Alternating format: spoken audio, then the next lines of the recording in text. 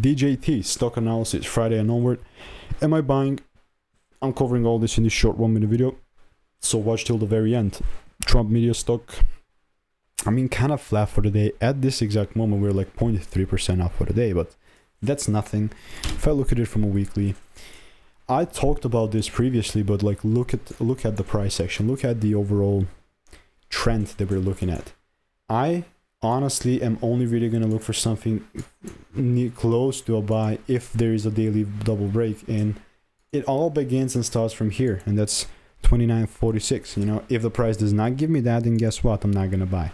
And it's that simple. You know, I would not be buying unless the price shows me the rules. So I'll definitely keep you updated. If you want to learn the strategy that I'm using for you, just check the first link in the description. All reviews are 5 stars.